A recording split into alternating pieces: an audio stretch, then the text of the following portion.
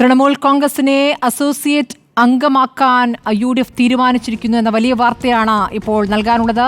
സ്ഥാനാർത്ഥിയെ അൻവർ പിന്തുണയ്ക്കുമെന്ന് അറിയിക്കണം. UDF ഏകോപന സമിതിയിൽ തീരുമാനമായിരിക്കുന്നു. UDF തീരുമാനം PV അൻവറിനെ ഉടനെ അറിയിക്കും. അൻവറുമായി ആശയവിനിമയം നടത്താൻ PK കുഞ്ഞാലിക്കുട്ടിയെയും അടൂർ പ്രകാശിനെയും ചുമതലപ്പെടുത്തിയിരിക്കുന്നു. റോഷിപാലിലേക്ക്. റോഷിപാൽ, അപ്പോൾ ഇത്ര കാലം PV അൻവർ ആഗ്രഹിച്ചിരുന്ന ഒരു കാര്യം അസോസിയേറ്റ് ആവുക എന്നുള്ളതായിരുന്നു.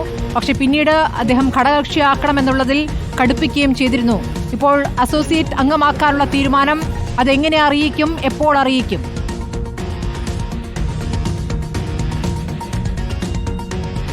സ്മൃതി, ഏതാണ്ട് 1 മണിക്കൂറോളം നീണ്ട UDF ഏകോപന സമിതി യോഗമാണ്. ആ യോഗത്തിലെടുത്ത പ്രധാനപ്പെട്ട തീരുമാനം, വളരെ വിശദമായ ചർച്ചകൾ നടന്നു. അതിൽ അസോസിയേറ്റ് അംഗമായി UDFുമായി സഹകരിപ്പിക്കാൻ PV അൻവർ നയിക്കുന്ന തൃണമൂൽ കോൺഗ്രസിനെയും സഹകരിപ്പിക്കാനുള്ള തീരുമാനമാണ്. നേരത്തെ എടുത്ത തീരുമാനമാണ്. അത് ഔദ്യോഗികമായി അറിയിക്കാൻ, PV അൻവറിനെ അറിയിക്കാൻ വേണ്ടി UDFിന്റെ കൺവീനർ അടൂർ പ്രകാശിനെയും ഒപ്പം മുസ്ലിം ലീഗ് ദേശീയ ജനറൽ സെക്രട്ടറി PK കുഞ്ഞാലിക്കുട്ടിയെയും ചുമതലപ്പെടുത്തിയിട്ടുണ്ട്. ഉടൻ തന്നെ ആ വിവരം അറിയിക്കും. പക്ഷേ UDF സ്ഥാനാർത്ഥി ആര്യാടൻ ഷൌക്കത്തിനെ PV അൻവർ പിന്തുണയ്ക്കണം, പരസ്യമായി പിന്തുണയ്ക്കണം. വളരെ കൃത്യമായി ഈ തീരുമാനം അറിയിക്കും. വളരെ വിശദമായ ചർച്ചകളായിരുന്നു. UDFിന്റെ ഘടകകക്ഷി നേതാക്കൾ എല്ലാവരും പങ്കെടുത്തു. കൃത്യമായ അഭിപ്രായ പ്രകടനം നടന്നു. ആര്യാടൻ ഷൌക്കത്തിനെ രൂക്ഷമായി പരസ്യമായി വിമർശിച്ച വിഷയത്തിൽ ഘടകകക്ഷി നേതാക്കളൊക്കെ ശക്തമായ വിമർശനമാണ് PV അൻവറിനെതിരെ ഉന്നയിച്ചത്. കാരണം PV അൻവർ UDFിൽ ഘടകകക്ഷിയാകാൻ കത്ത് നൽകി കാത്തിരിക്കുകയായിരുന്നു. ആ ഘട്ടത്തിൽ ഇങ്ങനെ UDF സ്ഥാനാർത്ഥിയെ പ്രഖ്യാപിച്ചപ്പോൾ തന്നെ പരസ്യമായ ഒരു വിമർശനം നടത്തിയത് ശരിയായില്ല. പ്രത്യേകിച്ച് UDF ചെയർമാൻ കൂടിയായ പ്രതിപക്ഷ നേതാവിനെതിരെ PV അൻവർ ഉന്നയിച്ച ആരോപണങ്ങളും വിമർശനങ്ങളും അത് തെറ്റായി. PV അൻവറിനെ നിയന്ത്രിക്കേണ്ടതാണ് എന്നടക്കമുള്ള ആ തരത്തിലുള്ള പരാമർശങ്ങളടക്കം ഘടകകക്ഷി നേതാക്കളുടെ ഭാഗത്ത് ഉയർന്നു. പക്ഷേ നിലവിൽ നിലമ്പൂരിലെ തെരഞ്ഞെടുപ്പ് UDFിനെ സംബന്ധിച്ചിടത്തോളം നിർണായകമാണ്. അതുകൊണ്ട് തന്നെ PV അൻവർ ഇത്തരം വിഷയങ്ങൾ, പിണറായി വിജയനെതിരെ അടക്കം മുഖ്യമന്ത്രിക്കെതിരെ അടക്കം വലിയ വിഷയങ്ങൾ, ആരോപണങ്ങൾ ഉയർത്തുന്ന പശ്ചാത്തലത്തിൽ അൻവറിനെ കൂടെ സഹകരിപ്പിക്കേണ്ടത് അനിവാര്യമാണ് എന്ന വിലയിരുത്തലിലേക്ക് വന്നു. മാത്രമല്ല ഇപ്പോൾ PV അൻവറിനെ PK കുഞ്ഞാലിക്കുട്ടിയും അടൂർ പ്രകാശും എപ്പോഴാണ് കാണാൻ ആലോചിക്കുന്നത്?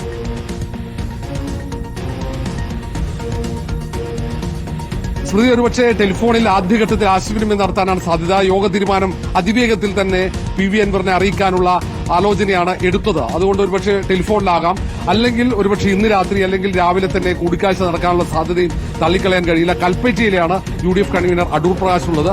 PK കുഞ്ഞാലിക്കുട്ടി മലപ്പുറത്ത് തന്നെയുണ്ട്. ഏതായാലും യോഗ തീരുമാനം ഉടൻ തന്നെ അറിയിക്കുമെന്ന സൂചനകളാണ്. പക്ഷെ വിശദമായ ചർച്ച നടക്കുമ്പോൾ ചർച്ചയിൽ മുസ്ലിം ലീഗാണ് ശക്തമായ നിലപാട് സ്വീകരിച്ചത്. PV അൻവറിനെയും തൃണമൂൽ കോൺഗ്രസിനെയും ഒപ്പം ചേർക്കണം, അത് ഏറ്റവും അത്യാവശ്യമാണ്. പ്രത്യേകിച്ച് ഈ നിലമ്പൂരിലെ തെരഞ്ഞെടുപ്പ് ഘട്ടത്തിൽ അൻവറിന്റെ സഹായം അത്യാവശ്യമാണ് എന്ന നിലപാട് സ്വീകരിക്കുകയുണ്ടായി. അതുകൊണ്ട് തന്നെ ഓരോ കാര്യങ്ങളും, ഓരോ ഘടകങ്ങളും വിശദമായി ചർച്ച ചെയ്തു എന്നാണ് അറിയാൻ കഴിയുന്നത്. നിലമ്പൂർ തെരഞ്ഞെടുപ്പ് പ്രധാന വിഷയമാക്കി തന്നെ, അൻവറുമായി ബന്ധപ്പെട്ട വിഷയങ്ങൾ പ്രധാന വിഷയമാക്കി തന്നെയാണ് ഈ യോഗം ചർച്ച നടന്നത്.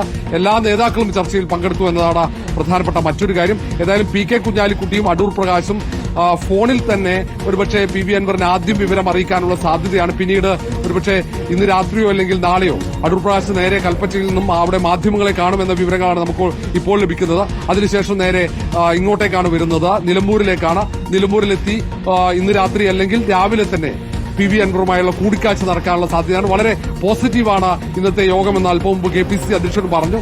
കാരണം വേറെ ഇന്ന് പ്രത്യേകിച്ച് PV അൻവറിന്റെ ഭാഗത്ത് പരാമർശങ്ങൾ, ഈ അനുരഞ്ജന നീക്കങ്ങൾ തടസ്സമാകുന്ന തരത്തിലുള്ള പരാമർശങ്ങൾ ഉണ്ടായിട്ടില്ല.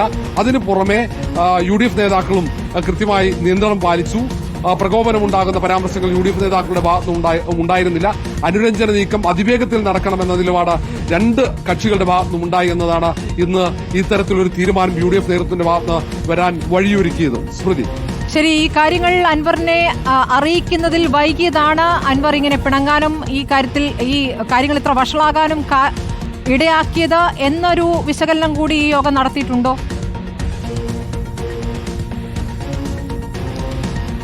സ്മൃതി, അതിൽ UDF നേതാക്കൾ പറയുന്നത് നേരത്തെ തന്നെ PV അൻവറിനെ ഈ കാര്യം അസോസിയേറ്റ് അംഗമാക്കാമെന്നുള്ള കാര്യം അറിയിച്ചതാണ്. പക്ഷെ അതിനപ്പുറത്തേക്ക് ചില ആവശ്യങ്ങൾ PV അൻവർ ഉയർത്തിയിട്ടുണ്ടെന്ന സൂചനയുണ്ട്. സീറ്റുമായി ബന്ധപ്പെട്ട കാര്യങ്ങളാണ്.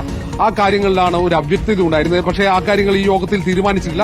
തൽക്കാലം ഇപ്പോൾ PV അൻവറിനെ അസോസിയേറ്റ് അംഗമാക്കുക എന്നൊരു തീരുമാനം മാത്രമാണ്. ഈ കാര്യം അറിയിക്കുക, അതിനപ്പുറത്തേക്ക് മറ്റു കാര്യങ്ങളൊന്നുമില്ല. ഔദ്യോഗികമായി ഈ കാര്യം നേരത്തെ അറിയിച്ചിരുന്നില്ലെങ്കിൽ പോലും അസോസിയേറ്റ് അംഗമാക്കും എന്ന കാര്യം കഴിഞ്ഞ UDF ഏകോപന സമിതിക്ക് പിന്നാലെ PV അൻവറിനെ അറിയിച്ചിരുന്നു എന്നാണ് UDF നേതാക്കൾ പറയുന്നത്. പക്ഷേ പ്രകോപനം PV അൻവറിന്റെ ഭാഗം ആദ്യമുണ്ടായി എന്ന് UDF നേതൃയോഗം വിലയിരുത്തി.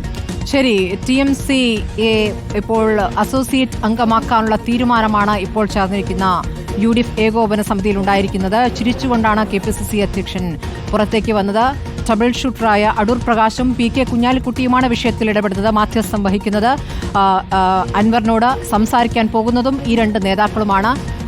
ശുഭകരമായ അന്ത്യം ഈ വിഷയത്തിൽ ഉണ്ടാകും എന്ന് തന്നെയാണ് നിലവിൽ UDF പ്രതീക്ഷിക്കുന്നതെന്ന് വേണം മനസ്സിലാക്കാം.